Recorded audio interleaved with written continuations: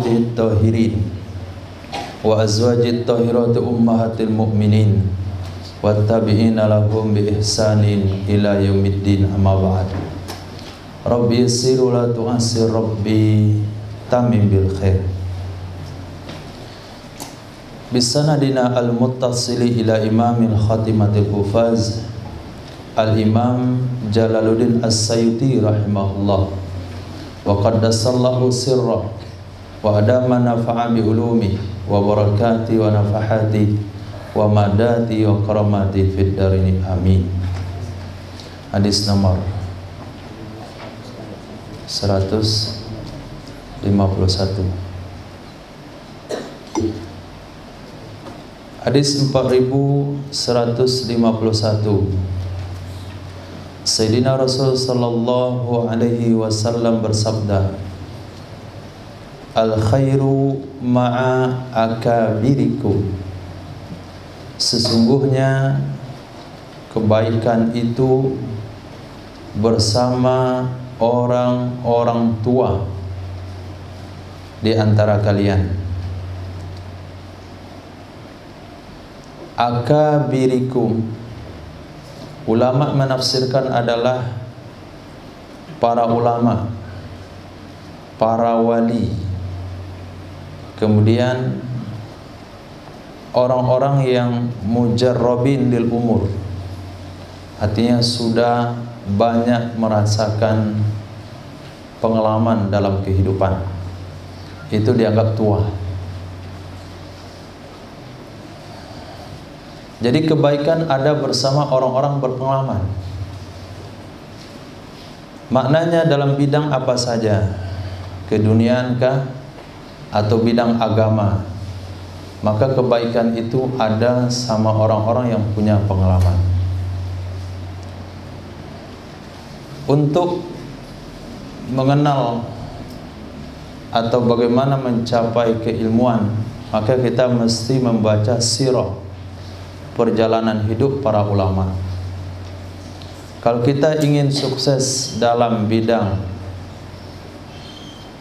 pertanian, maka kita juga belajar dan membaca, mempelajari orang-orang yang sudah tua dalam ilmu pertanian, yaitu kaum Sabah. Begitu juga dalam semua hal apa saja. Maka ulama menafsirkan akabir itu dengan tiga penafsiran. Satu, ulama. Yang kedua, para wali. Yang ketiga adalah mujarrabin atau mujarribin lil umur, orang-orang yang sudah banyak merasakan perkara-perkara. Maka kebaikan ada bersama mereka, karena mereka bukan hanya bercerita, tapi mereka menyampaikan apa yang mereka rasakan, apa yang mereka alami, sehingga dengan pengalaman yang mereka punya, kita cukup mendapatkan kebaikan untuk mencari yang sukses atau mencari jalur mudah dalam hal-hal tersebut. Hadis hasan. Hadis berikutnya, Nabi sallallahu alaihi wasallam bersabda, al khairu adatun. Kebaikan itu adalah kebiasaan. Kebaikan itu adalah kebiasaan. Wasyarru lajabatun. Dan kejahatan sungguh perkara yang memaksa. Jabah, kejahatan itu perkara yang memaksa. Wa may yuridillahu bihi khairan yufaqihu fid din. Dan siapa saja yang Allah kehendaki, yuridillah dibaca jazam, yurid karena masuk huruf man, kemudian dalnya mati, ketemu dengan alif lam, bertemulah dua huruf sakin, nggak bisa dibaca.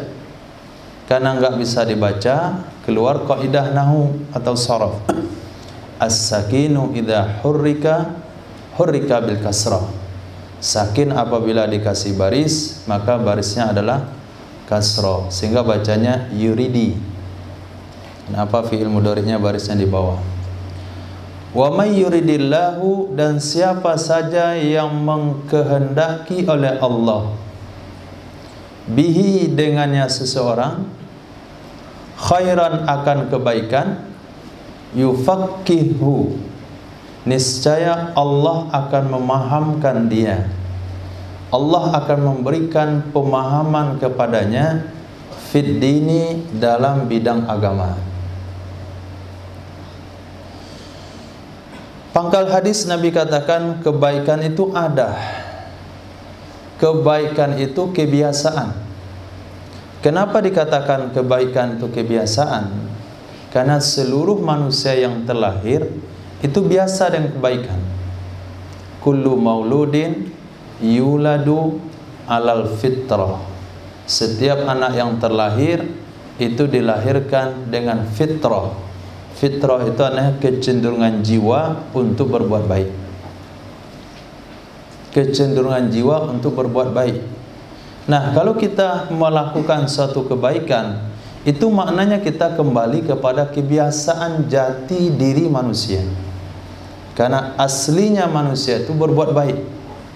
Karena asal usul manusia itu adalah dilahirkan dengan keinginan-keinginan yang baik, angan-angan yang baik, tingkah laku yang baik, semuanya baik, nggak ada yang negatif di dalam jati diri kemanusiaan. Nah, ketika dia melakukan kebaikan, maknanya dia kembali kepada kebiasaan dia, kembali kepada asli dia. Ketika kita melakukan suatu perkara yang biasa dalam hidup, maka kita akan mendapatkan ketenangan, kita akan mendapatkan kemudahan. Kenapa? Mengembalikan sesuatu kepada asalnya. Sendok misalnya, sendok itu kebiasaannya, kegunaannya yang biasa adalah untuk menyendok makanan. Sekarang antum suruh dia ngaduk semen misalnya, sendok. Ketika dia ngaduk semen, itu bukan kebiasaan dia, maka berat bagi dia, rusak dia, patah, berkarat. Antum rendam dalam bak sekian hari, berkarat. Tapi ketika dia kembali kepada asal usul jati diri dia, maka pada saat itu dia mendapatkan kemudahan, mendapatkan keselamatan. Nah, sedangkan syar, perbuatan jahat, itu adalah jabah, perkara yang dipaksakan. Ketika kita melakukan perkara yang dipaksakan luar daripada kemampuan kita, kita akan mendapatkan keletihan. Sama dengan mesin rumput digunakan untuk nebang pohon, letih dia, gosong. Pangkas rambut antum jadi pangkas rumput, maksudnya akan terbakar. Kenapa? Karena dia jabah, dipaksakan. Nah, ketika manusia melakukan perkara negatif dalam hidup, berarti dia telah memaksakan jiwanya untuk perkara yang tidak mampu dilakukan. Maka orang-orang yang melakukan maksiat dia letih, capek, nah, tidak memiliki energi. Selesai melakukan suatu maksiat, dia kayaknya tidak punya tenaga, kayaknya tidak punya semangat hidup, memiliki beban pemikiran yang sangat berat. Kenapa? Karena kejahatan itu adalah jabah, perkara yang memberatkan atau yang dipaksakan. Tapi ketika seorang melakukan kebaikan, dia tenang. Lepas sholat itu serasa mau tidur, nyaman, mati pun gak ada masalah. Nah, ketika seorang berada dalam kebaikan, selesai berbuat baik, jiwanya tenang, ketahuan oleh orang lain gak ada masalah. Tapi ketika orang berbuat dosa, jiwanya akan terancam, tidak mau ketahuan, berat untuk bertemu dengan orang lain, susah untuk ngomong dan berbicara, susah untuk bergaul dan sebagainya. Itu efek daripada syar, kejahatan. Sehingga apabila kejahatan menumpuk dalam diri seseorang, jahat bertambah jahat, Yang tadinya dia ahli ibadah berada di pada saf pertama, nanti bergeser ke saf nomor 3 dia. Bergeser pada saf nomor 4, bergeser pada saf nomor 5, kemudian solat di rumah, kemudian enggak solat lagi, kemudian jauh, semakin jauh dan semakin jauh. Asbab daripada sebuah dosa. Maka santri-santri yang memiliki kasus berat itu diletakkan saf pertama. Dia akan mengalami perubahan-perubahan. Apabila kita lihat ada pelajar sudah melazimkan dirinya di saf belakang, berarti dia punya masalah. Itu saja bukti, punya masalah. Kalau dia sudah melazimkan selalu di saf belakang saja. Sebagai yang sabda Rasulullah sallallahu alaihi wasallam, la yazaluna mutaakhirina hatta yuakhirahumullahu finnar. Mereka selalu berada di belakang, terlambat dan terlambat, terlambat dan terlambat, sehingga mereka diterlambatkan oleh Allah sampai masuk dalam neraka. Kemudian di akhir hadis Nabi sabdakan, orang yang Allah inginkan kebaikan dalam dirinya, Allah akan pahamkan dalam agama. Kita doa setiap solat wajib subuh, Allahumma faqihna fid din, Allahumma faqihna fid din. Kenapa doa itu kita selipkan dalam kunut salat subuh? Supaya doa itu diijabah oleh Allah. Karena Allah lah yang menginginkan kita paham atau tidak paham. Bukan guru, bukan sekolah, bukan metode. Metode sangat mendukung. Metode sangat mendukung. Guru adalah sarana penyambung. Pendidikan adalah tempat untuk mendapatkan keilmuan. Tapi yang terpenting itu adalah Allah ingin atau tidak memahamkan kita dalam agama. Allah pilih enggak kita menjadi seorang faqih. Itu hadis yang kemarin saya sampaikan. Farubba hamili fikhin falaisa bifaqih. Banyak yang belajar agama tapi tidak sampai kepada tahap faqih. Dan tanda akhir zaman itu adalah katsirul khutaba qalilul fuqaha. Banyak penceramah tapi sedikit yang mengerti hukum hakam Islam. Kenapa sedikit? Karena faqih itu adalah pilihan Allah. Faqih. Sehingga di Pariaman itu disebut faqih. Untuk mendapatkan jiwa faqih itu mesti menghinakan diri, datang ke masyarakat cari beras. Disebutlah mamukih. Artinya berusaha untuk menjadi faqih, merendahkan diri, menghilangkan nafsu, menunjukkan izzatun nafsi, sampai timbul tazallul dalam dirinya sehingga mudah untuk mendapatkan pelajaran. Itu dulu tujuannya. Di samping juga tuntutan ekonomi pada saat itu. Nah, maka faqih itu sedikit sekali, dan itu adalah tanda akhir zaman. Kalau kita doa setiap salat subuh, atau aminkan minimal Allahumma faqihna fid din. Nanti subuh kan contohnya, Allahumma faqihna fid din wa 'allimna ta'wil. Ajarkan kepada kami wahai Allah ta'wil daripada hadis. Warzuqna fahman nabiyyin. Berikan kepada kami pemahaman para nabi, bukan pemahaman liberal, bukan pemahaman sekuler, tapi pahaman nabiyyin. Kemudian hifzal malaikatil muqarrabin, penjagaan daripada malaikat-malaikat Allah subhanahu wa ta'ala. Hadis sahih. Hadis berikutnya, Sayyidina Rasul sallallahu alaihi wasallam bersabda, tuh putri baru nyampai. Hadis nomor 4153. Rasul sallallahu alaihi wasallam bersabda, al khairu katsir. Kebaikan itu sangat banyak. Kebaikan itu sangat banyak. Wa may ya'mal bihi qalil. Sedangkan orang yang beramal, man orang, Ya'mal yang ia beramal, bihi dengannya kebaikan, qalil sangat sedikit. Kalimat qalil itu menunjukkan kepada amsilah mubalaghah, sangat sedikit.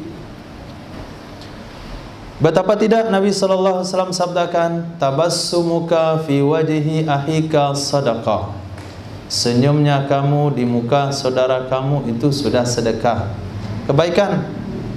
At-tasbih sedekah, at-tahlil sedekah, tahmid sedekah, takbir sedekah.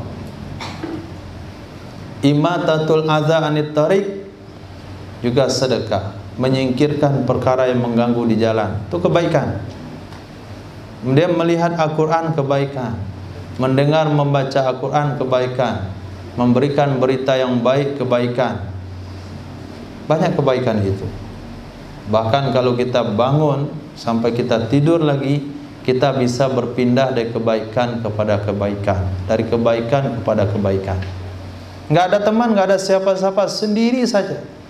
Bisa kita dengan zikir, bisa kita dengan selawat, bisa dengan merenung, berdiam diri, memiliki cita-cita yang tinggi, dan niatkan dalam hati, saya wakafkan diri saya untuk agama. Saya habiskan masa saya mendalami ilmu agama, menghafali, memahami hadis-hadis Rasul sallallahu alaihi wasallam.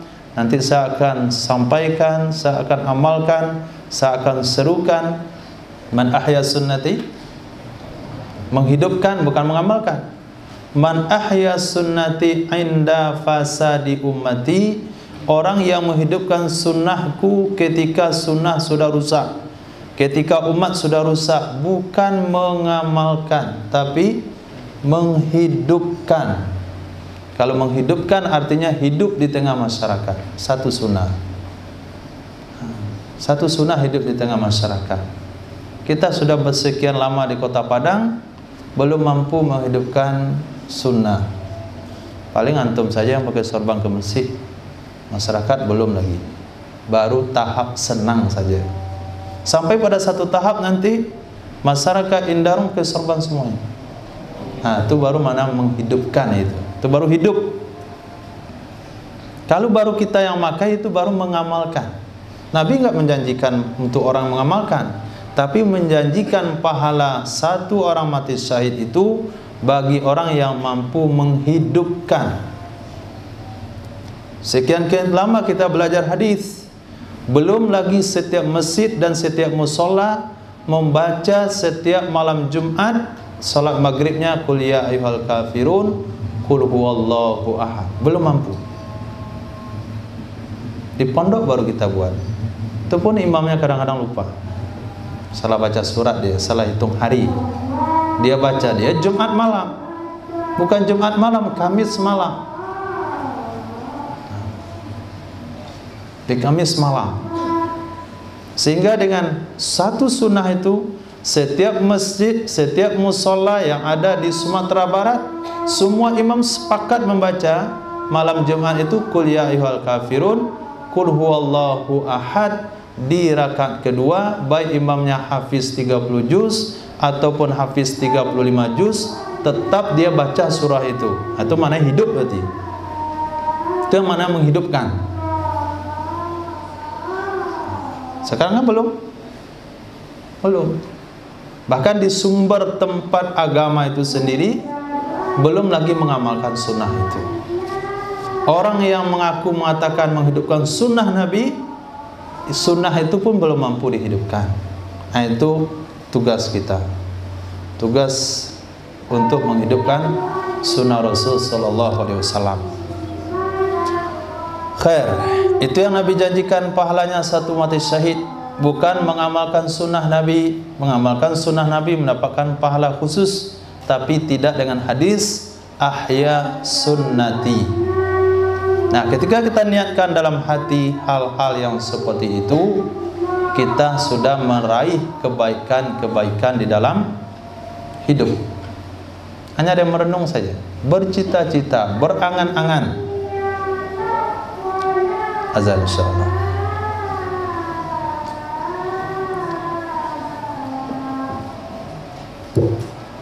Bismillahirrahmanirrahim. Hadis berikutnya, Sayyidina Rasul sallallahu alaihi wasallam bersabda dari Sayyidina Abdullah bin Amr. Lihat tulisannya, setelah roh ada huruf waw, maka bacaannya adalah amrin, mimnya mati. Tapi kalau enggak ada waw, itu bacanya Umar. Ani bin Amrin, dari Sayyidina Abdullah bin Amr bin As radhiyallahu taala anhuma, hadis hasan. Rasul sallallahu alaihi wasallam bersabda, al khairu katsir. Kebaikan itu sangat banyak. Wa qalilun fa'iluh, dan sangat sedikit orang yang melakukannya. Wa qalilun, dan sangat sedikit fa'iluh, orang yang melakukannya. Hadis itu sama dengan hadis di atas. Kira-kira ketika kita berada dalam kesunyian, kekosongan, tidak ada kegiatan, itu kadang-kala bingung mau buat apa. Kebaikan apa lagi yang bisa dilakukan? Maka pada saat itu hadis menjawab, kebaikan itu sangat banyak. Tidak punya kawan pun ada kebaikan. Kebaikan yang tidak terikat dengan waktu dan keadaan adalah zikir. Zikir. Fazkurullaha qiyamau wa qu'udan wa ala junubikum. Zikir mengingat Allah berdiri, duduk, dalam keadaan tidur juga. Wazkurullaha dzikran katsira. Mengingat Allah dengan jumlah yang sangat banyak. Kalau ada yang mengatakan zikir dengan jumlah tertentu itu hukumnya tidak ada dalil, maka dalil menjawab, sebutlah, ingatlah Allah dengan jumlah yang sangat banyak. Hadis berikutnya 4155 sampai hadis terakhir dalam bab ini, itu berbicara tentang kuda. Al khairu ma'kudun. Kebaikan itu diikat, disematkan, binawasi, di ubun-ubun. Nawasi, ubun-ubun. Al khayli, kuda, ila yaumil qiyamati, sampai hari kiamat. Ila yaumil qiyamati, sampai hari kiamat. Wal munfiku, dan orang yang mengeluarkan biaya, orang yang mengeluarkan pembiayaan, alal khayli, atas kuda, kalbasiti, sama dengan orang yang membuka kaffihi, telapak tangannya, bin nafaqati, dengan nafkah, dengan infak. Nafkah, infak itu dari kalimat yang sama. La yaqbiduha, dia tidak pernah menggenggamnya.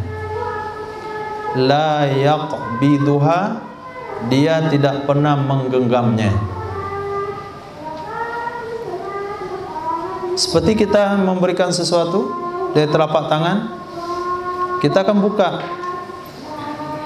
Ketika kita buka, turunlah apa yang kita beri dari telapak tangan kepada tangan penerima.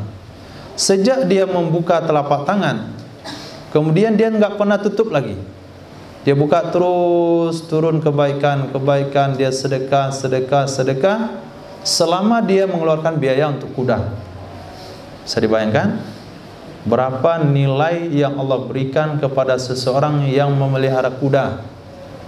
Sama halnya dengan orang mengeluarkan infak, setelah dia berinfak dan tidak pernah berhenti daripada infaknya. Kenapa Nabi umpamakan seperti itu? Ketika kita lihat dari pemeliharaan seekor kuda, memang tidak lepas daripada pembiayaan setiap waktu.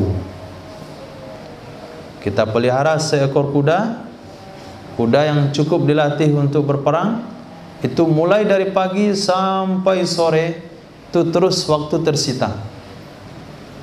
Kalaulah mengajar sambil melihara kuda nggak bisa. Kalau belajar sambil memelihara kuda juga nggak bisa. Nggak ada waktu. Pagi sebelum antum sarapan dia mesti diolahragain dulu.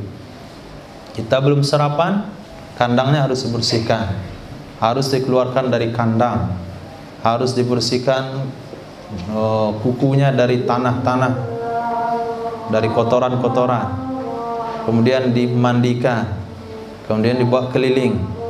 Itu belum sarapan tuh udah jam 7. Perut belum makan dia ada keliling-kelilingin. Pas itu dikasih makan, baru tuannya makan, baru tuannya mandi.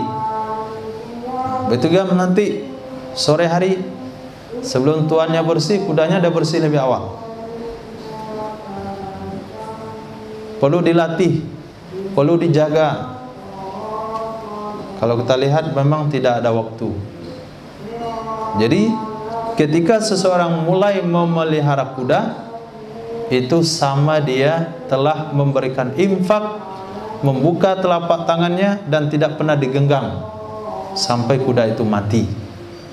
Seperti itu gambaran yang Nabi berikan.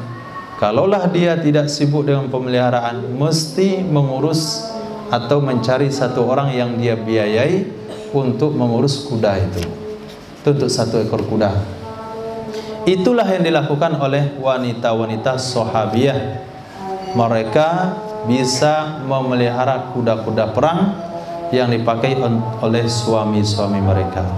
Sayyidah Fatimah radhiyallahu ta'ala anha ikut memelihara kuda. Dan kuda itu sangat mudah diatur, sangat mudah ditundukkan kalau yang memeliharanya adalah wanita.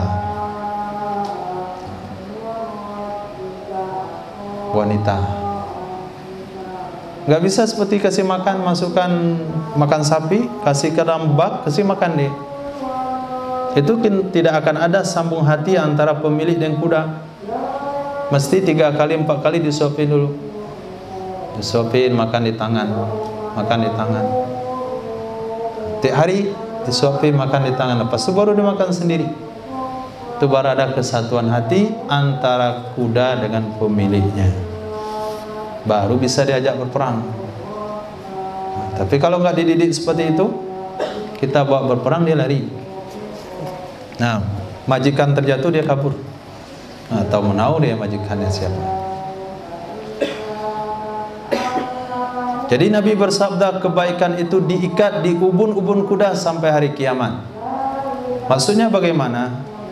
Mereka pada hari ini sudah menyiapkan senjata-senjata canggih untuk perang dunia terakhir lah. Walaupun nggak dikatakan perang dunia ketiga, kita nggak tahu apa 3 kali 4 kali. Yang jelas perang dunia terakhir.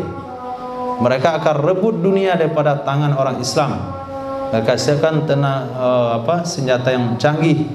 Pada saat senjata canggih mereka lengkap, pada saat itu Allah habiskan minyak bumi. Akhirnya senjata canggihnya nggak bisa digunakan. Dan pada saat itu kudalah yang bisa digunakan dalam berperang. Itu yang dimaksudkan al khairu maqudun binawasil khail. Kebaikan selalu berpihak kepada kuda. Motor nggak bisa.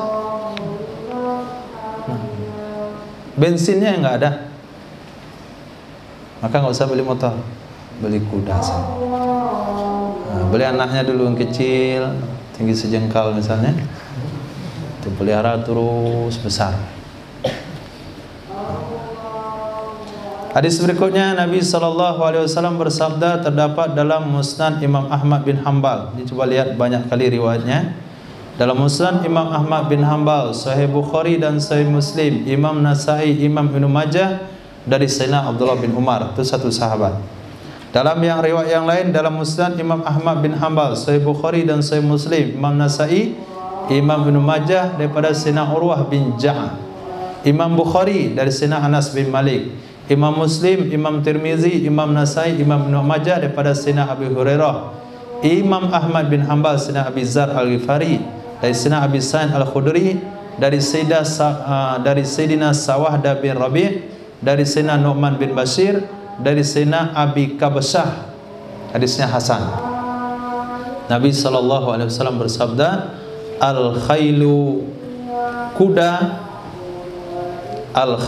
kuda. Di situ ada alif lam, yaitu alif lam ma'rifah, maksudnya kuda dengan ciri-ciri tertentu, bukan kalimat nakirah. Ini menggunakan bahasanya, memahami hadis, memahami bahasa Arab sangat bergantung kepada ilmu nahu sharaf. Di mana letaknya? Coba perhatikan baik-baik. Al-khailu di sana dikasih alif lam. Alif lam itu untuk ma'rifah. Alif lam ma'rifah artinya kuda dengan ciri-ciri tertentu. Itu maknanya. Nabi tidak katakan khailun, kuda. Kalaulah Nabi katakan khailun, kuda, itu maknanya umum, kuda mana saja. Kuda tengkak kah, kuda bendi, kuda kecil, kuda beban, kuda yang tahu makan saja, itu masuk kuda berarti. Tapi Nabi enggak katakan dengan kalimat nakirah. Nabi gunakan kalimat ma'rifah. Maknanya kuda dengan ciri-ciri tertentu, ma'kudun, itu diikat, fi nawasiha, di ubun-ubunnya akan kebaikan. Diikat, maknanya enggak dilepaskan. Selalu ada kebaikan itu sama kuda. Ila yaumil qiyamah, sampai hari kiamat. Sampai hari kiamat. Sekarang kalau kita naik kuda ke pasar raya, satu, enggak perlu SIM. Perlu SIM enggak? Enggak perlu. Kedua, perlu helm? Enggak perlu. Bisa pakai sorban. Sepanjang jalan bisa. Kalau naik motor enggak? Harus buka sorban dulu, pakai helm. Harus pakai SIM dulu. Kalau kuda enggak, bebas. Lampu merah bisa jalan? Bisa, enggak ada masalah, bebas hambatan. Tapi jangan ketabrak saja. Lampu merah jalan saja, enggak tangkap polisi, enggak ditilang. Ditilang pun bingung dia. Ditilang 3 hari, ntar jemput. Mana mau kasih makan dia? Kemudian kalau antum mengantuk di atas kuda, dia enggak nabrak. Kalau naik motor, naik mobil, sedang mengantuk, dia nabrak. Kalau kuda enggak. Itu ngantuk misalnya, sampai jurang berhenti dia, enggak akan jatuh dia ke jurang. Ditabrak lampu merah, tiang listrik, enggak, dia bisa ngontrol sendiri. Jadi ngantuk di atas kuda tetap selamat, kecuali antum jatuh sendiri, itu lain lagi babnya. Mereka ngantuk, dia enggak akan nabrak. Itu kuda, dia punya sinyal tersendiri. Apalagi kuda-kuda yang sudah dilatih, dari tekan titik berhentinya di mana, tidur aja lagi. Udah sampai? Oh, udah nyampai. Tekan tombol dia, berhenti di Indarung. Ikat badan, tidur. Nyampe-nyampe dah di Indarung. Enggak perlu ngantri isi bensin. Ma'kudun ila yaumil qiyamah, habis bensin pun dia tetap aktif.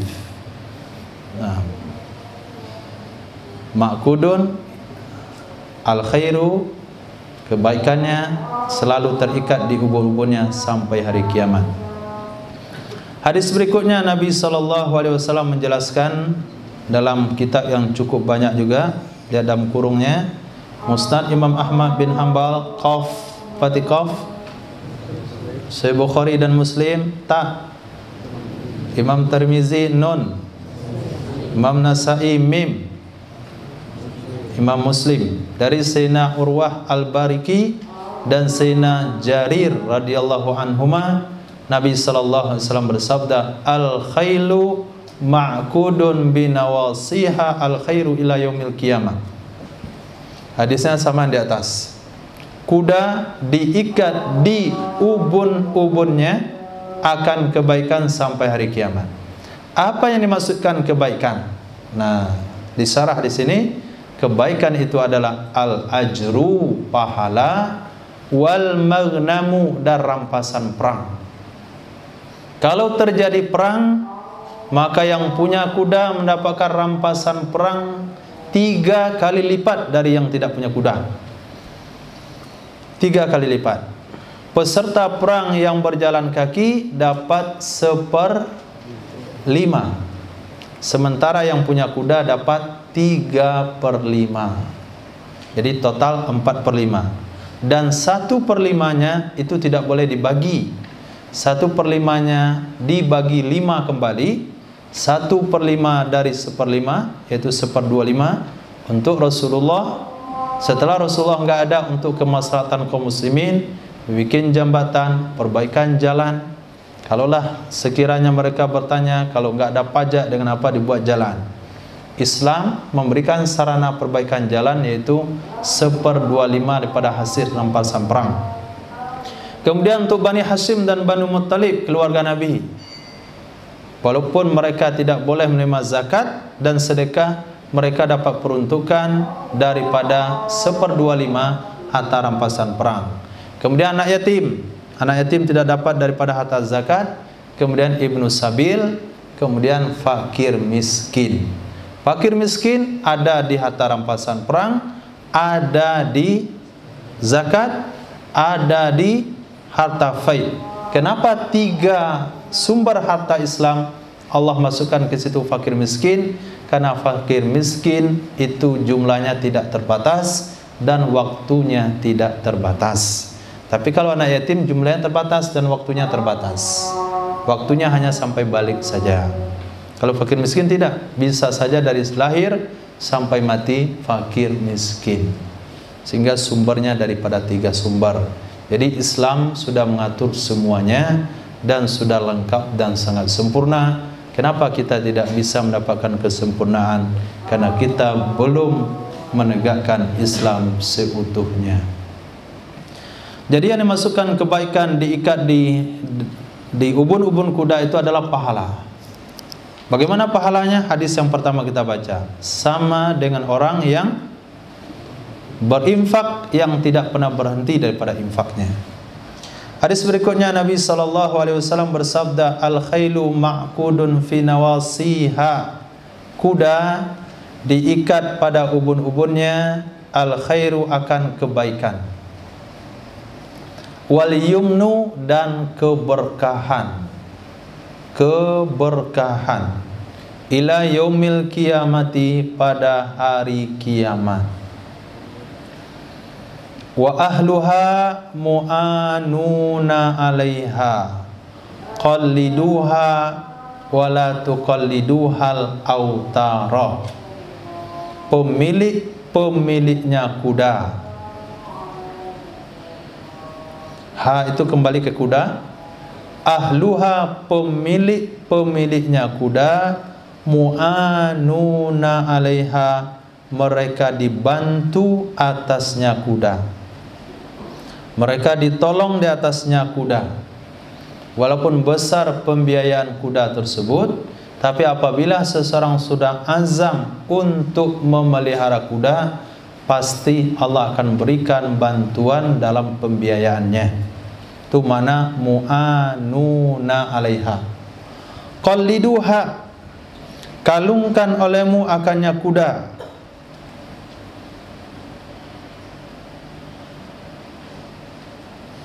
Kalungkan olehmu akannya kuda. Maksud kalungkan itu mempersiapkan kuda dengan perlengkapan perang. Itu mana qalliduha. Kalungkan olehmu akannya kuda, dalam kurung pakaikan perlengkapan perang. Kacamatanya, pelananya, tali kekangnya, pelindung lututnya, pelindung kepalanya, kemudian penutup badannya. Banyak hal-hal yang menyebabkan kuda itu senang. Jadi ketika kita memberikan pelayanan yang sempurna, maka kuda itu pun memberikan pelayanan yang sempurna. Maka Nabi bersabda, qalliduha, kalungkan. maknanya berikan pelengkapan-pelengkapan perang. Wala tuqalliduha, dan jangan kalian mengalungkan akannya kuda, dan jangan kalian mengalungkan akannya kuda al-autara, untuk menuntut dendam. Al-autara maknanya untuk menuntut dendam jahiliyah, dendam-dendam lama. Jadi semata-mata kuda itu digunakan untuk fisabilillah. Hadis berikutnya 4159, Rasul sallallahu alaihi wasallam bersabda, al-khailu ma'qudun fi nawasiha al-khairu ila yaumil qiyamah. Kuda diikat pada ubun-ubunnya, diikat pada ubun-ubunnya akan kebaikan sampai hari kiamat. Hadisnya sama. Wa ahluha mu'anuna 'alaiha. Pemilik-pemiliknya kuda, mereka dibantu, ditolong Allah atasnya kuda. Artinya pembiayaannya dan pemeliharaannya. Kemudian hadis yang berbeda dari hadis sebelumnya adalah famsahu binawasiha. Usap olehmu dengan ubun-ubunnya kuda. Nah, itu setiap pagi, setiap sore. Usap ubun-ubunnya. Masuk ke dalam kandangnya, sebelum melakukan aktivitas yang lain, usap dulu ubun-ubunnya. Nah, kayak kucing. Nah, kucing diusap ubun-ubunnya, naikkan pantatnya. Nah, itu artinya dia senang. Pagi, sore mau masuk kandang-kandang, sebelum itu berpisah, usap lagi ubun-ubunnya. Nah, besok pagi sebelum dikeluarkan kandang, usap lagi ubun-ubunnya. Usap pagi sore, untuk menunjukkan bahwasanya kita memperhatikannya. Karena makhluk yang paling cerdas itu adalah kuda, yang paling bodoh itu adalah keledai. Nah, keledai itu nggak bisa dididik, dia hanya bisa untuk bawa barang saja. Pamsahu binawasiha, usap oleh kalian dengan ubun-ubunnya kuda. Wada'ulaha, berdoalah kamu untuknya dengan keberkahan.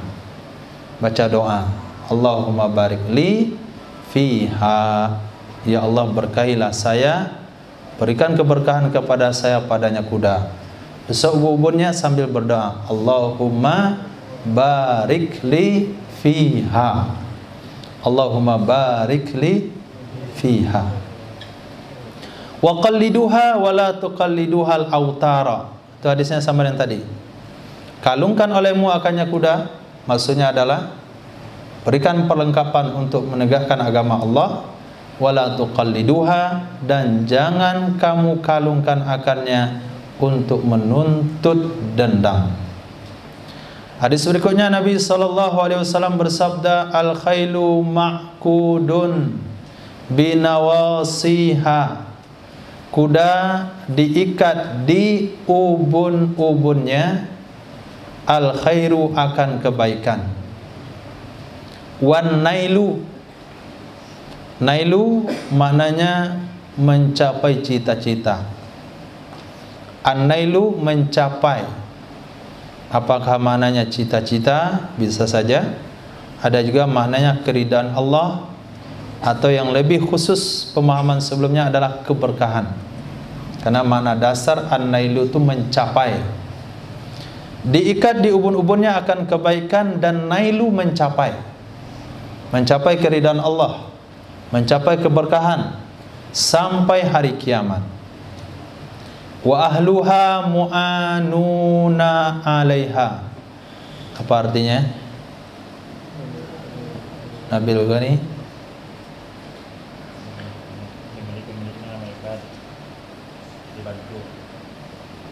Alaiha.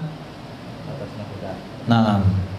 Wal munfiku 'alaiha, dan orang yang berinfak, orang yang mengeluarkan pembiayaan orang yang mengeluarkan harta alaiha di atasnya kuda. Pertama membelinya dengan harga yang cukup mahal. Kabasiti yadi, sama dengan orang membuka tangannya di dalam bersedekah. Dibuka tangannya dalam bersedekah. Kita bayangkan kita buka tangan, kemudian dari tangan itu berjatuhan uang rupiah terus jatuh terus sampai enggak pernah berhenti. Tiap waktu dia bersedekah sampai dia kudanya mati atau dia mati. Itu fadilah orang berinfak atas kuda. Berinfak. Jadi ada 2 tabungan sekarang berarti. Satu tabungan untuk haji, satu lagi bikin tabungan untuk beli kuda. Dan cita-cita beli handphone, cita-cita rendah, ngumpul-ngumpul uang beli handphone, cita-cita yang enggak waras. Nabung nanti Ramadan berapa? Semangat dia nabung ternyata. Kenapa semangat sekali nabung? Oh ternyata Ramadan mau liburan beli handphone.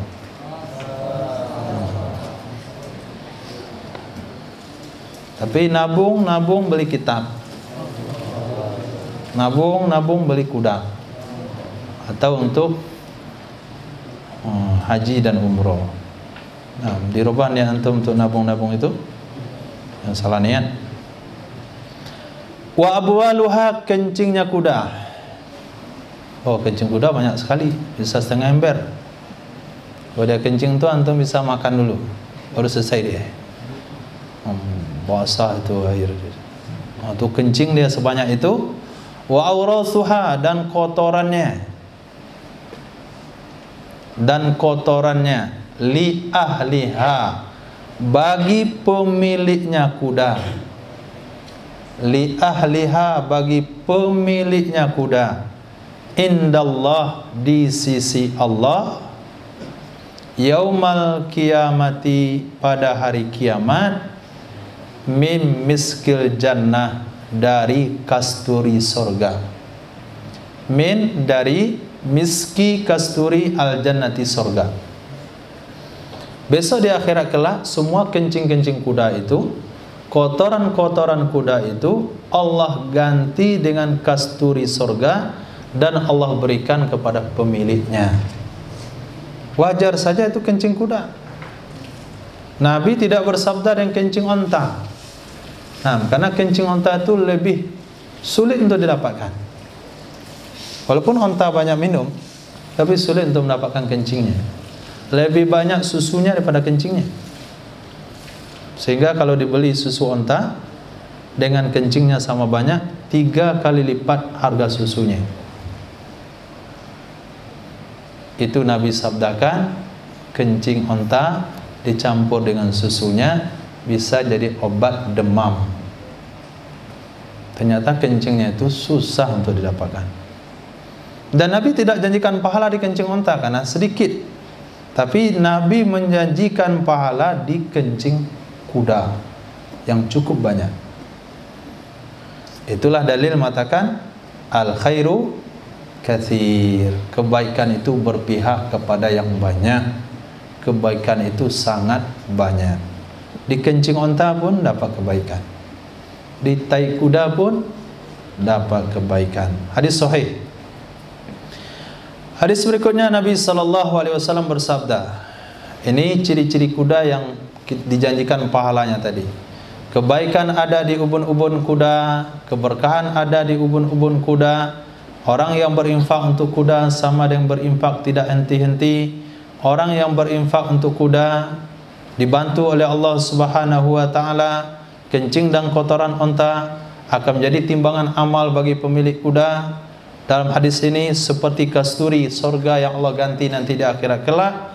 Kuda diawali dengan alif lam. Alif lam di sana adalah kuda dengan ciri-ciri tertentu. Apa ciri-cirinya? Hadis ke depan menjelaskan tentang hal tersebut. Pertama, al-khailu salasatun, kuda itu ada 3 macamnya. Al-khailu salasatun, kuda itu 3 macamnya. Pertama, farasul lirrahman, kuda yang diperuntukkan untuk Allah. Farasun lirrahman. Bagaimana ciri-cirinya? Kuda yang diperuntukkan untuk Allah. Fa'amma farasur rahman, maka adapun kuda Allah Subhanahu wa taala. Fa'amma, maka adapun farasur rahman, kuda untuk Allah Subhanahu wa taala, falladzi yurtabatu fi sabilillah, maka kuda yang dipelihara untuk fi sabilillah, kuda yang dipelihara fi sabilillah, di jalan Allah Subhanahu wa taala. Pertama, tergantung kepada niat orang yang memelihara. Ini untuk fi sabilillah atau tidak? Yang kedua, bergantung kepada perlakuan orang yang memelihara kuda. Bagaimana dia memelihara kudanya? Dia katakan, ini kuda saya pelihara untuk Allah, kuda saya pelihara di jalan Allah. Tapi sama sekali kuda tidak pernah dilatih untuk berlari, kuda tidak pernah dilatih untuk menggunakan senjata di atasnya, kuda tidak pernah dipakai untuk berlatih memanah di atasnya, berlatih berpedang di atasnya. Itu tidak bisa dikatakan untuk Rahman. Dia katakan ini kuda untuk fisabilillah nih. Kuda cuman diusap-usap dia, dipakai dia untuk jalan-jalan santai. Berlari takut dia. Takut saya lari dengan kuda. Kemudian dia memanah atas kuda pun nggak bisa. Dia main pedang di atas kuda juga nggak bisa. Nah, hal-hal yang seperti ini itu tidak boleh dikatakan atau tidak bisa dikatakan kuda lirrahman. Yang kedua, fa'alafuhu, maka makanannya kuda. Alafu, umpannya kuda.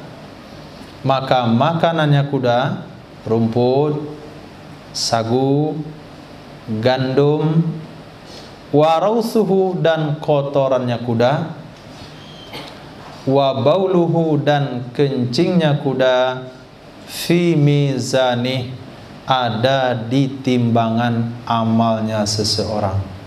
Fi mizanih, ada di timbangan amalnya seseorang.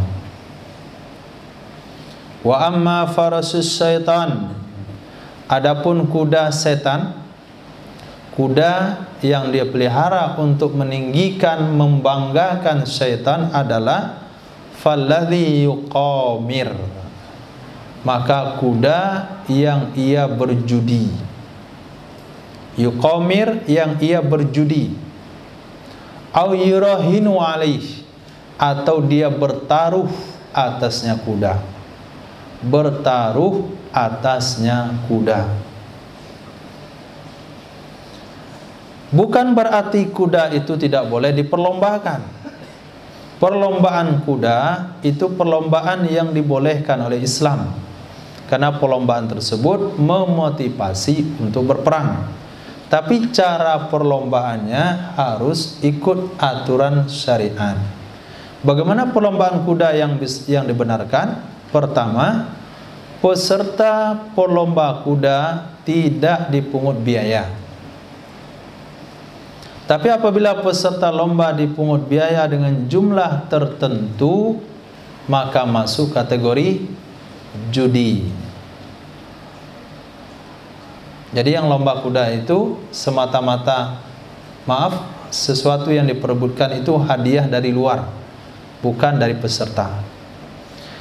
Kemudian kalau sekiranya ada 3 orang berlomba, 3 orang pekuda, dia berlomba, ayo kita berlomba kuda. Nah, si A mengeluarkan biaya sekian, si B sekian, si C sekian. Misalnya 1 orang 3 juta, memperebutkan 9 juta rupiah. Perlombaan ini bisa menjadi halal apabila dimasukkan peserta nomor 4 yang tidak kena biaya. 3 orang mengeluarkan biaya masing-masing 3 juta untuk hadiah. Yang peserta nomor 4 diikut sertakan tanpa membayar, dengan syarat potensi kudanya kemudian potensi orangnya sama dengan 3 orang yang melakukan biaya, itu hukumnya boleh. Dan itu tidak termasuk judi, itu perlombaan yang diperbolehkan. Kemudian dalam perlombaan tersebut bebas daripada taruhan. Biasanya kalau lomba kuda, memang lomba itu sunnah, dari awalnya sunnah, tapi tidak bisa terjaga orang-orang yang menonton perlombaan tersebut daripada perjudian, daripada taruhan. Yuk kita bertaruh, kuda mana menang, kuda dari Padang Panjang, atau kuda dari Tanah Datar, atau kuda dari Semen Padang. Taruh, nanti mana kalah menang dia dapatkan. Menjadikan lomba kuda seperti ajang taruhan, itu termasuk kategori kuda setan. Jadi kalau kita memiliki kuda yang dipelihara untuk fisabilillah, kita niatkan ikut berlomba tapi dengan syarat seperti tadi, dan terjaga daripada ajang perjudian, baru selamat daripada kuda setan. Tapi kalau sekiranya tidak dipastikan selamat daripada ajang perjudian, kuda kita pelihara untuk jalan Allah, tidak boleh ikut lomba. Hafiz Quran juga seperti itu. Ada hafizul lirrahman, ada hafizul lil insan, ada hafizul lish, enggak jadi. Lin nafs saja. Para kali li syaitan. Nah, menghafal Quran untuk memenuhkan hawa nafsunya. Yang ketiga, farasul insan, kuda manusia. Kuda kepentingannya untuk manusia, nggak ada janji-janji Allah di sana, yaitu kuda yarbituha, yang memelihara akannya oleh manusia. Yarbitu, memelihara, ha akannya kuda, al-insanu oleh manusia. Yaltamisu batnaha, dia mencari perutnya kuda. Yaltamisu, dia mencari perutnya kuda. Apa arti perutnya kuda? Penghasilan dari kuda. Nah, penghasilan dari kuda. Pahiyas sitrun min fakrin, itu adalah penutup daripada kemiskinan. Dianya kuda adalah penutup dari kemiskinan. Dia cari induk kuda yang paling bagus. Kuda dari Bima. Kuda Bima itu termasuk kuda bagus. Dia cari induknya yang besar, kemudian dicari kuda jantannya, kuda Australia. Dikumpulkan, dikawinkan. Saya kawinkan, kemudian lahir anak kuda, dibesarkan, kemudian dijual. Dikawinkan lagi, dibesarkan, dijual. Dikawinkan lagi, dibesarkan, dijual. Jadi tujuan pemeliharaan kuda itu bagi dia hanya untuk mendapatkan hasil dari keturunannya. Tidak ada tujuan fisabilillah, tidak ada tujuan untuk melanggar perintah Allah, hanya sekedar untuk memenuhi kebutuhan hidup. Itu disebut farasul insan. Kuda bendi itu farasul insan. Kuda penarik beban itu farasul insan, atau kuda yang digunakan untuk, Masya Allah, sirkus. Kudanya bisa menari, bisa menyanyi, bisa mengaji. Dapat uang dia dari pertunjukan itu kuda farasul lil insan. Jadi dari 3 jenis kuda tadi, janji-janji yang kita baca di awal hadis itu terperuntuk untuk kuda Ar-Rahman. Allah. Hadis berikutnya, Nabi SAW bersabda, kita habiskan di sini. Al-khailu li thalathatin, kuda itu bagi 3 orang. Kuda bagi 3 orang. Hunna, kuda-kuda tersebut, hunna artinya mereka. Mereka kuda-kuda, li rajulin, bagi seseorang, ajrun, bernilai pahala.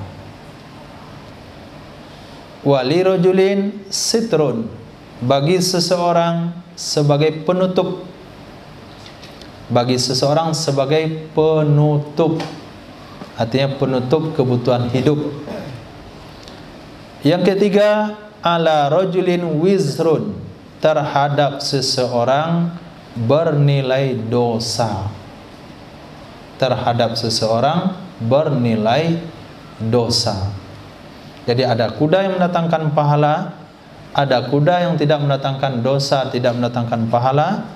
Yang ketiga, kuda yang mendatangkan dosa.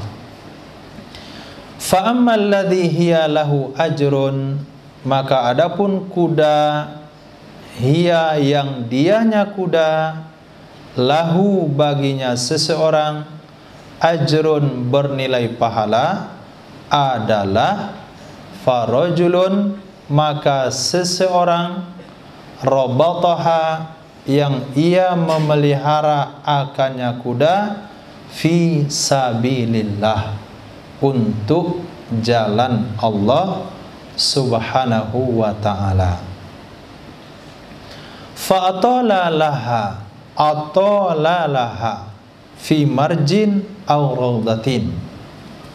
Atala maknanya adalah atala lil khayli hablaha, maka ia memanjangkan, maka ia memanjangkan laha baginya kuda,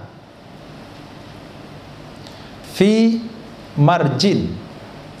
Marjin itu artinya tanah luas yang memiliki rumput, itu mana marjin, tanah luas yang memiliki rumput, au raudah, atau taman atau kebun, kanat lahu hasanat, ada ia kuda baginya seseorang itu kebaikan-kebaikan. Apa makna atolaha?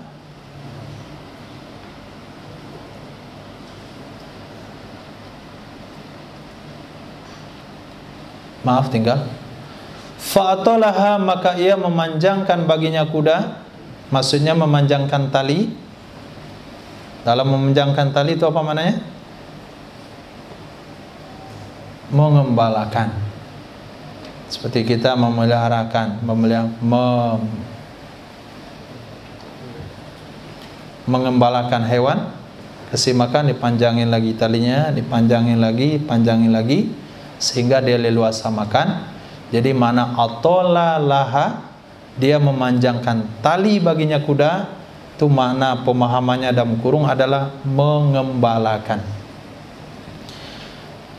Fi maujin, fi marjin, pada padang rumput yang luas, atau di kebunnya, di tamannya.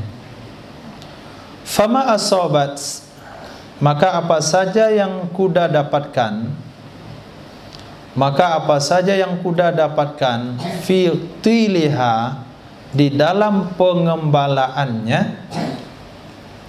di dalam pengembalaannya, minal marji, daripada padang rumput, awir raudati, atau kebun, kanat lahu hasanat, ada ia bagi orang tersebut bernilai kebaikan-kebaikan.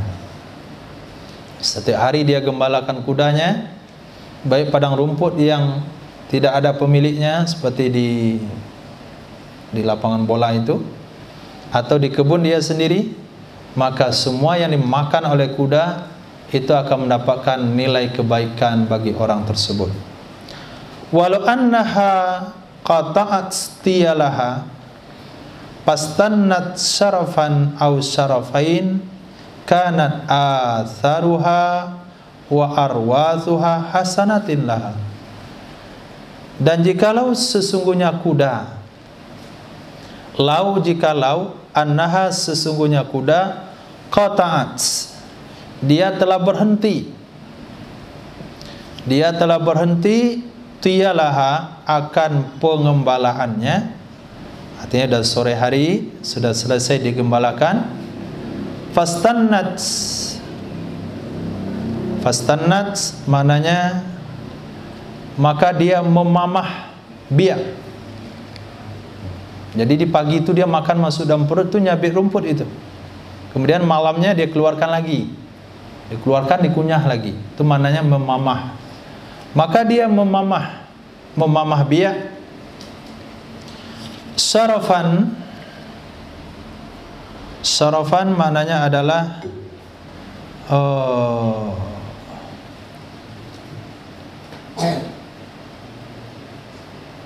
sarafan sautan atau sautain yasrifu ala ma yatawajjahu alaih fil masabi kataki asarafil ali minal ardi. Sarapan satu ketinggian.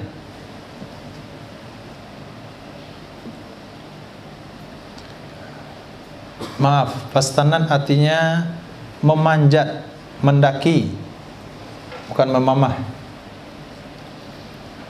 Dihapus, nanti jangan salahkan saya nanti. Pastanat maka dia mendaki sarafan satu ketinggian, au sarafaini atau dua ketinggian, karena dia gembalakan jauh ke situ, sehingga naik pulang ke rumah itu naik bukit sekali atau naik dua kali bukit. Kanat asaruha, niscaya adalah bekas-bekasnya kuda. Bekas-bekasnya kuda artinya jejak-jejak kakinya pulang dari tempat makan, pulang ke rumah. Wa arwasuha, dan kotoran-kotorannya kuda hasanatin lahu, menjadi kebaikan-kebaikan bagi orang tersebut. Nah, digembalakan berapa saja rumput yang dapat dimakan oleh kuda, itu menjadi kebaikan bagi orang itu. Selesai digembalakan, dibawa pulang. Tentu kuda itu naik bukit ya, naik bukit kecil, naik lagi satu bukit, dua bukit, turun satu lurah, dua lurah. Itu akan menyebabkan ada bekas daripada perjalanannya. Bekas jejak-jejak kakinya itu menjadi kebaikan juga bagi pemilik kuda. Kotoran-kotorannya yang nanti hasil daripada yang dimakan juga menjadi kebaikan-kebaikan bagi pemilik kuda. Walau annaha marrat, jikalau sesungguhnya kuda melewati, walau annaha, jikalau sesungguhnya kuda, marrat, ia melewati, binaharin, dengan sungai, fasyaribat, lalu dia minum, walam yurid ayyuskiyaha, dan tidak punya keinginan ia seseorang untuk memberi minumnya kuda. Ayyuskiyaha, untuk ia memberi minum akannya kuda. Dia pulang ke rumah, kebetulan menyeberangi sungai. Sambil menyeberangi sungai, kudanya minum. Orang yang memiliki kuda tidak punya niat membawa kuda masuk sungai untuk minum, hanya karena pulang lewat sungai. Ternyata kudanya minum. Nah, minumnya kuda yang tidak ada niatan dari pemilik, karena dzalika lahu hasanat, adalah demikian minum baginya pemilik kuda bernilai kebaikan-kebaikan. Apalagi punya niat untuk ngasih minum kuda. Kuda minum tanpa niat pun, itu setiap teguk yang dia minum menjadi timbangan kebaikan bagi pemiliknya. Titik. Itu kuda yang menghasilkan pahala. Yang kedua, rajulun rabataha, seseorang yang ia memelihara akannya kuda, taghanniyan, untuk memperkaya diri. Taghanniyan, untuk memperkaya diri.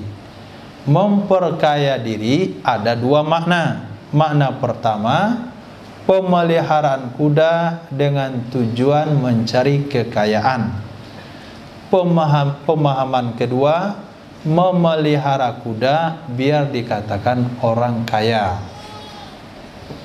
Nah, memelihara kuda biar dikatakan orang kaya. Itu maknanya taganian. Satu, memang mencari penghidupan daripada pemeliharaan kuda. Yang kedua, biar dianggap kaya kalau punya kuda. Oh, tuh bapak tuh mantap, punya kuda besar dia dari Arab. Nah, nggak pernah terkalahkan. Kemudian sitran, menutup kekurangan. Sitran menutup, ada dua makna juga, menutup kekurangan daripada kemiskinan. Yang kedua, menutup harga diri. Menutup harga diri. Kalaulah seseorang punya kekurangan, lalu dengan dia memelihara kuda, dia akan tertutup kekurangannya. Tertutup kekurangannya. Orang nggak lihat lagi kekurangan dia. Orang nampak dia punya kuda. Nah, dia salat Jumat, pulang Jumat dengan kuda. Ke markas, pulang markas pakai kuda. Nah, itu mana sitran. Kemudian ta'affuf, mencari kehormatan. Ta'affuf, mencari kehormatan. Summa lam yansa haqqallahi fi riqabiha. Kemudian dia tidak melupakan hak Allah pada riqabiha, artinya pundaknya kuda. Wa zuhuriha, dan punggungnya kuda. Fahiya lahu sitrun, maka kuda bagi orang tersebut adalah penutup. Tidak ada nilai pahala dan tidak ada nilai dosa.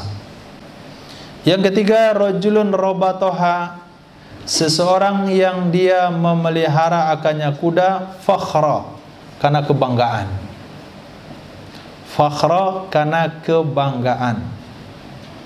Biar nampak gagah, biar nampak pemberani, biar nampak laki-laki.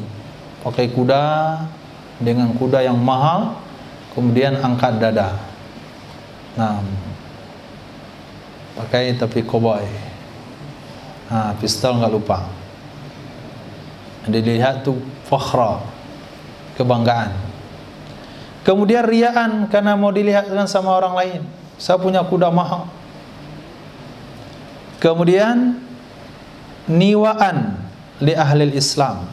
Niwaan li ahli Islam. Niwaan maknanya adalah munawaah, muadah, memusuhi bagi orang-orang Islam. Dia miliki kuda untuk memusuhi orang-orang Islam.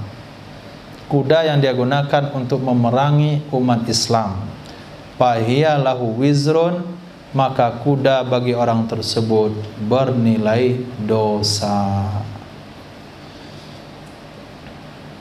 Hadis berikutnya, Nabi SAW bersabda, al-khailu, kuda, fi nawasi sakriha, pada ubun-ubun. Sakri bermakna askar, itu yang bermakna warna merah murni, merah polos, itu mana sakri, yang hampir putih. Merah polos tapi mirip ke putih. Apa itu? Coklat kali? Atau abu-abu warna tanah, seperti yang kita baca sebelumnya, warna-warna kuda. Itu diantaranya adalah sakri, warna merah polos yang bercampur sedikit warna putih, dipudarkan sedikit dengan warna putih. Al-khairu, itu ada kebaikan. Kuda yang pada ubun-ubunnya ada kebaikan adalah kuda yang berwarna sakriha, yang berwarna merah polos, kemudian mendekati atau bercampur dengan warna putih. Dan sifat kakinya kemarin, 3 kakinya belang, 1 kakinya polos. Mana yang polos? Kanan atau kiri? Nah, lupa lagi. Pokoknya 1 kakinya polos, 3-nya belang. Itu ciri-ciri kuda yang Nabi katakan kebaikan ada di ubun-ubunnya. Jadi kalau kita simpulkan kalau antum punya minat memelihara kuda, pertama di segi warna ikut arahan Rasul. Seperti putih ada di dahinya, kemudian belang 3 kakinya, polos 1 kakinya, warna yang kemarin yang direkomendasikan oleh Nabi warna tanah liat, kemudian warna hitam polos, kemudian warna coklat, kemudian kuda yang bisa digunakan untuk berperang dan tujuannya untuk fisabilillah. Itu ciri-ciri kuda yang dipelihara yang mendatangkan pahala dan keberkahan dan jaminan bantuan bagi pemiliknya dari Allah Subhanahu wa taala dalam pemeliharaan dan pembiayaan kuda tersebut. Apabila ciri-ciri warna kriteria yang disampaikan oleh Nabi tidak ada pada satu kuda, maka tidak usah memaksakan diri dalam membelinya, karena tidak ada jaminan kebaikan di ubun-ubunnya. Itu mulai sekarang cari-cari dulu. Khair, terakhir dalam bab ini Nabi SAW bersabda, khaymah, ada satu kemah. Ini salah satu kemah yang dijanjikan kepada penduduk sorga. Khaymatun, sebuah kemah, durratun mujawwafah, terdiri dari permata tunggal yang dilobangi. Durrah, satu permata, artinya permata tunggal, mujawwafah yang dilobangi. Tuluha, tingginya kemah, fis sama, ke atas. Tingginya kemah fis sama, ke atas, maksudnya bukan di langit. Fis sama mana ke atas, situna mila, 60 mil. 1 mil 3 kilometer. 60 mil maknanya tinggi kemahnya itu 180 kilometer. Itu tinggi kemahnya ke atas. Itu terbuat daripada satu permata yang dilobangi oleh Allah. Bukan dirakit, tapi satu bulatan yang dilobangi. Fi kulli zawiyatin, pada setiap pojok. Walaupun dia bulat bentuknya bundar, tapi ada pojoknya juga karena dia besar. Pada setiap pojok minha, darinya kemah, lil mu'min, bagi satu orang beriman, ahlun, ada istri. Nah, ada istri, la yarahum, yang tidak melihat akan mereka, al-akharun, oleh orang-orang lain. Bisa dibayangkan? Tinggi kemahnya yaitu 180 km, lebarnya dalam hadis ini tidak disebutkan, tapi dalam hadis lain disebutkan, sehingga bundaran dari kemah itu sangat luas sekali. Jadi setiap sisi pojok-pojok daripada kemah itu ada istrinya di situ. Ketika dia datang kepada satu pojok, istri yang ada di pojok itu menganggap merekalah berdua yang tinggal di situ. Padahal di pojok yang lain saya ada lagi. Nah, dia datang ke pojok situ, dia kira dialah berdua yang tinggal. Istri lain tidak mengetahui ada wanita lain di situ. Itu saking luasnya kemah yang diperuntukkan untuk orang beriman. Itu baru satu. Dia ada beberapa kemah tergantung kepada amal masing-masing. Hadis sahih riwayat Imam Bukhari dan Muslim dari Sayyidina Abi Musa Asy'ari radhiyallahu an, habis hadis yang diawali dengan huruf kha, bermula hadis yang diawali dengan huruf dal. Khair, insyaallah mungkin ada pertanyaan. Ya Rabbi, masyaallah.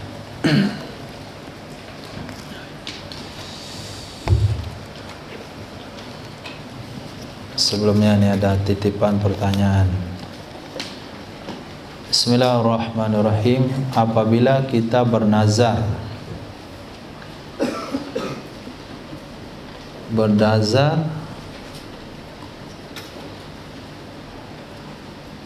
akan suatu perkara semacam puasa atau sedekah, apa boleh kita batalkan nazar tersebut?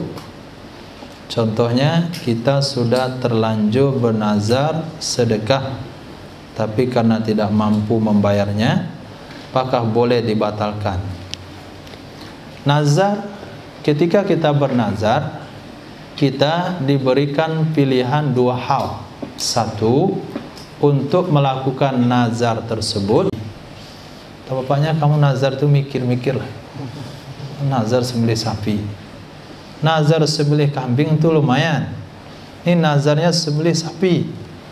Kita wisuda setengah hari disembelih sapi itu nggak habis deh. Akhirnya karena tidak mampu melakukan nazar tersebut, boleh dia nggak bikin nazar itu. Akhirnya dia batalkan nazarnya. Maka solusi yang kedua adalah dia membayar kafarat sumpah.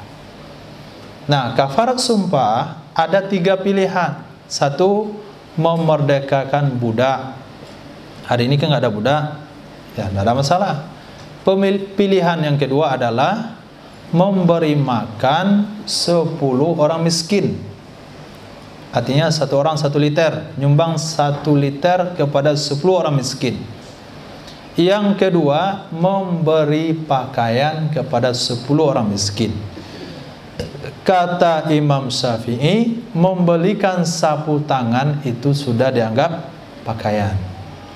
Membelikan baju dalam itu sudah dianggap memberikan pakaian. Belikan baju dalam.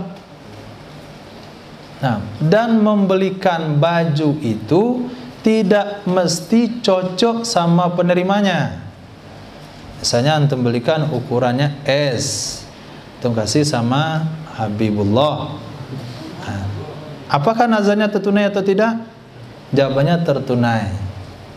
Nah, antum belikan jilbab, antum kasih sama Rafiq. Apakah nazarnya tertunai? Tertunai. Jadi yang penting membelikan pakaian, mau cocok dengan penerima atau tidak cocok, itu sudah tertunai nazarnya. Nah, kalau 3 hal ini tidak mampu, memberikan pakaian tidak mampu, memberi makan tidak mampu, kemudian memerdekakan budak tidak mungkin, maka boleh ditunaikan dengan puasa 3 hari. Puasanya hukumnya wajib, niatnya harus di malam hari, dan tidak wajib berturut-turut, boleh dicicil. Nah, kalau nazar tidak mampu tertunaikan, maka harus melakukan kafarat sumpah seperti yang disampaikan. Bagaimana hukumnya seorang wanita belum mengqadha puasanya selama 5 tahun? 5 tahun puasa tertinggal gara-gara haid belum diqadha. Maka wanita itu wajib mengqadhanya sebelum datang Ramadan nantinya. Wajib diselesaikan qadha puasa sebelum datang bulan Ramadan nanti. Itu kewajiban pertama. Kewajiban kedua adalah setiap satu puasa yang belum dia qadha 5 tahun yang lalu, wajib dibayar 5 liter beras. 5 liter beras itu bagi puasa 5 tahun yang lalu. Kalau 4 tahun yang lalu, 1 hari puasa 4 liter beras.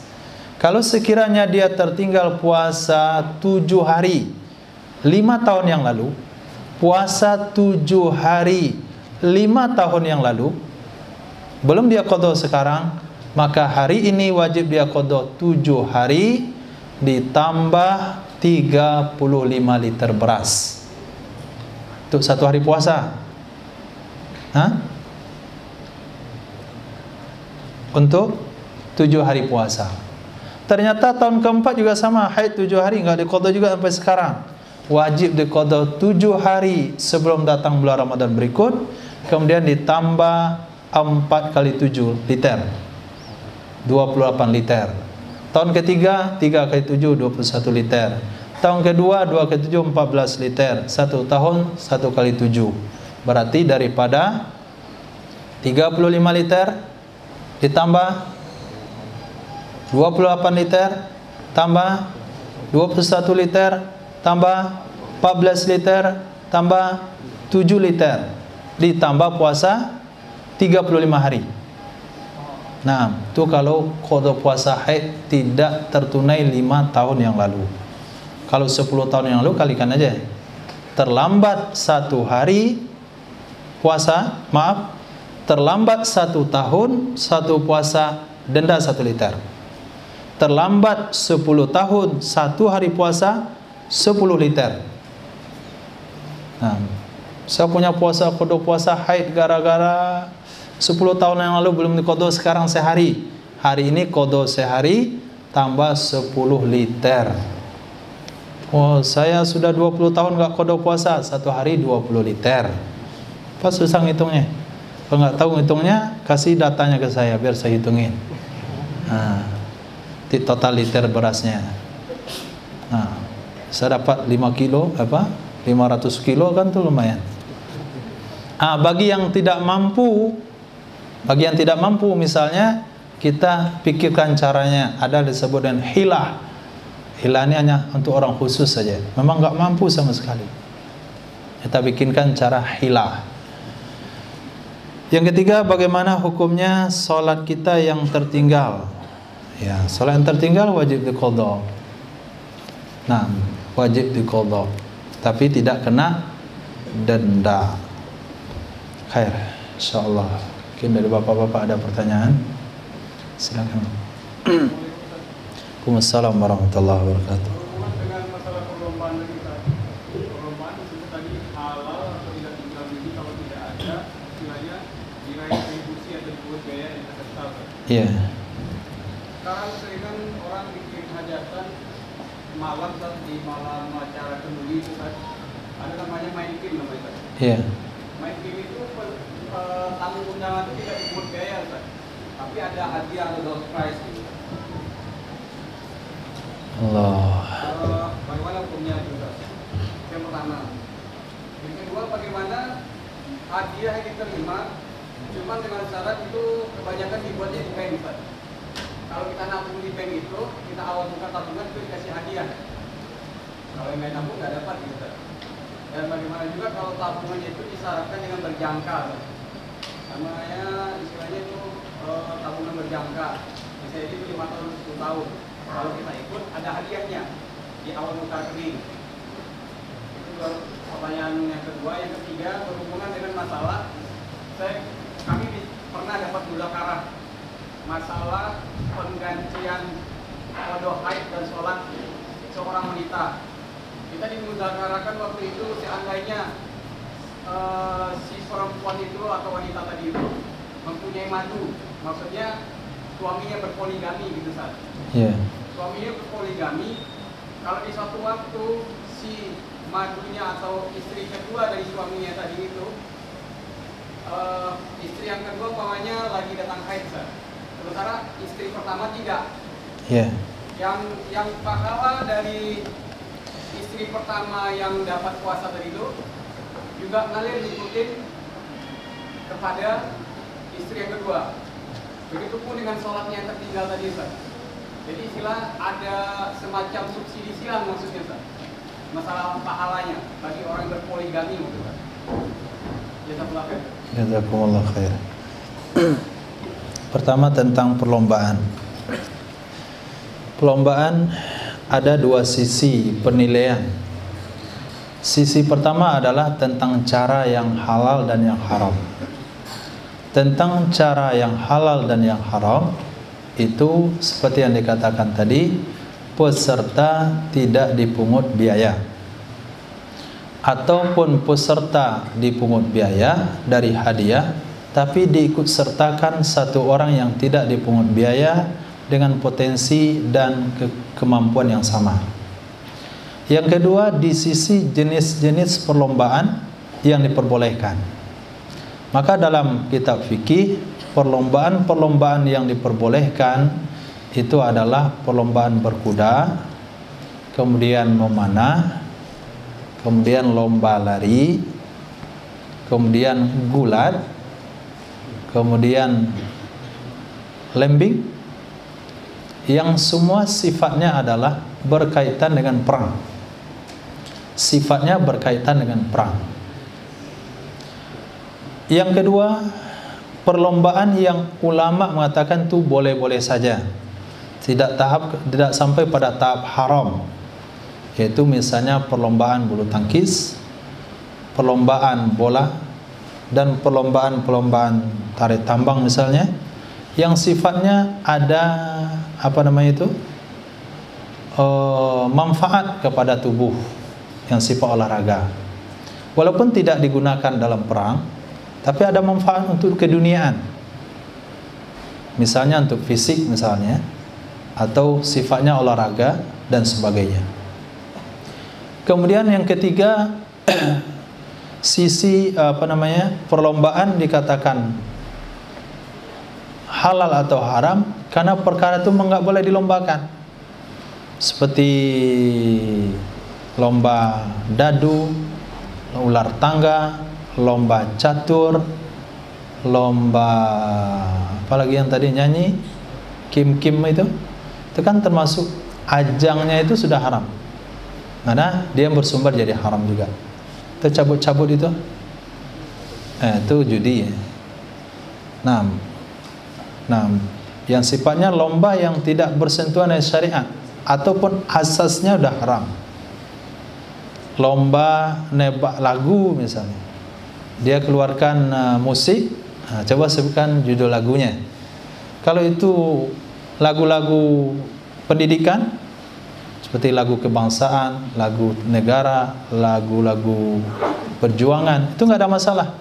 Tapi kalau ada sifatnya lagu-lagu yang sifatnya tidak bersentuhan dengan pendidikan sama sekali, dangdut, rock, itu hukumnya haram.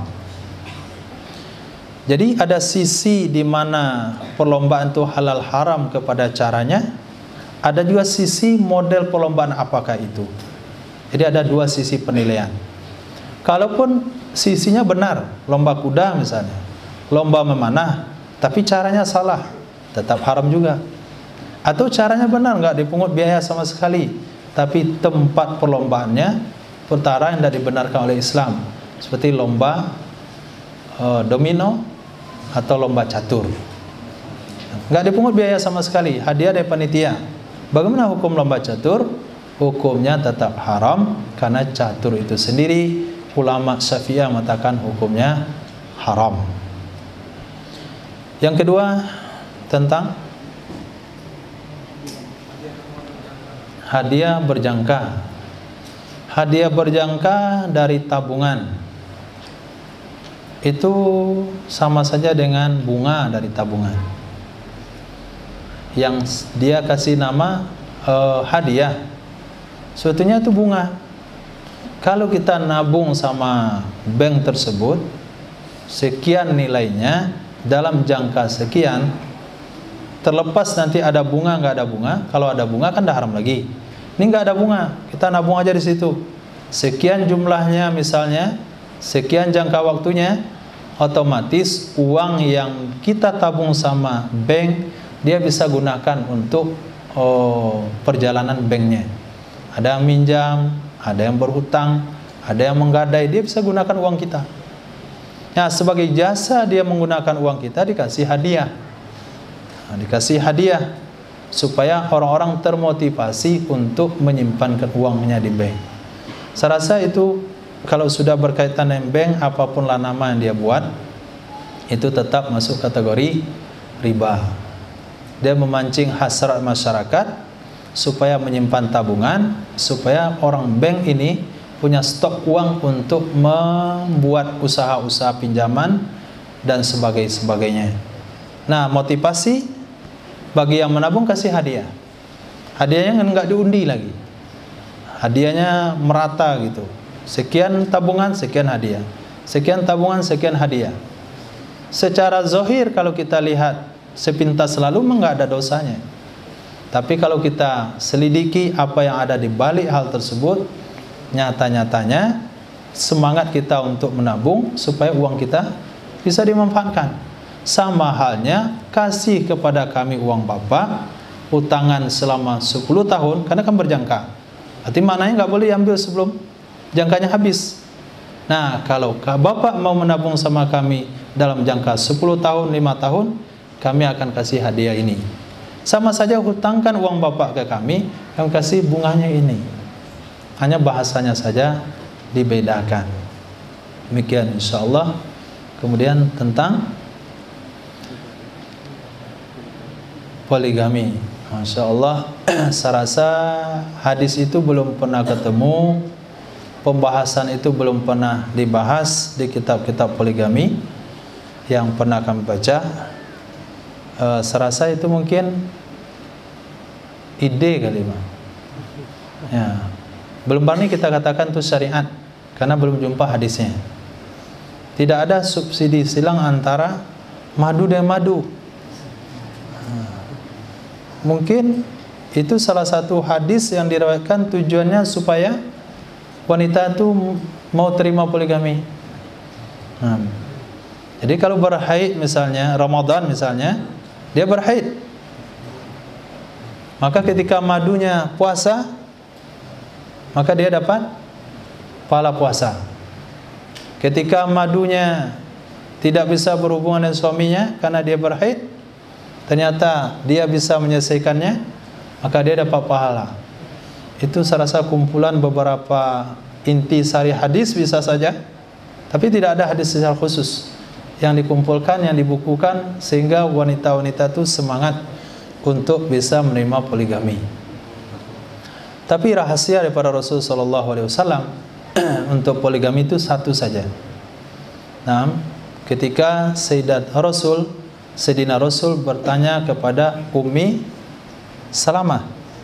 Sayyidina Nabi siapa? Ummi Salamah? Bukan Ummu Sulaim kan? Ummi Salamah. Ketika itu kata Rasul, wahai Ummi Salamah, maukah kamu saya pinang menjadi istriku? Kata Sayyidatina Ummi Salamah, saya banyak anak. Kata Nabi SAW, tidak masalah dengan banyak anak. Kata Nabi, saya pencemburu. Kata Rasul, nanti saya doakan kepada Allah hilang cemburunya. Itu saja rahasianya. Punya doa istijabah menghilangkan cemburu. Itu satu-satu resep, yang lain nggak ada. Nah, kalau begitu bagi antum mungkin. Jadi perlu doa dekat dengan Allah, hilang kecemburuannya. Itu saja doa, selesai resepnya. Nggak ada resep-resep yang lain. Itu seperti perkataan Sayyidatina Ummu Salamah, ya Rasul, saya pencemburu, saya nggak mau poligami, sangat pencemburu sekali. Kata Nabi, kalau soal cemburu kamu, nanti saya doakan kepada Allah supaya cemburu itu hilang. Kalau ada yang bertanya apa amalan poligami, yaitu menjadikan diri antum mustajab doa, sehingga bisa menghilangkan cemburu dari hati wanita yang antum kumpulkan. Nah, kalau doa itu sudah dijabah oleh Allah, bisa 4 sekaligus. Tapi kalau doa itu belum tercapai, jangan coba-coba. Nah, khair, insyaallah. Tapi kalau soal motivasi itu saya rasa pandai-pandai orang kali. Dia rangkum-rangkum supaya masturat itu bisa terima. Apalagi mungkin kalau dibayankan di bayan masturat, itu udah jelas tuh tujuannya berarti. Fadilah-fadilah yang enggak berdasar atau ada dasarnya dikit saja, tapi karena ada kepentingan di situ, itu termasuk menjual belikan agama. Khair, insyaallah. Mohon maaf kalau ada salah dan janggal. Subhanallah wa bihamdihi, subhanaka wa bihamdika, asyhadu an la ilaha illa anta, astaghfiruka wa atubu ilaik. Subhanaka rabbil izzati amma yasifun, wassalamun alal mursalin, alhamdulillahirabbil alamin. Wassalamualaikum.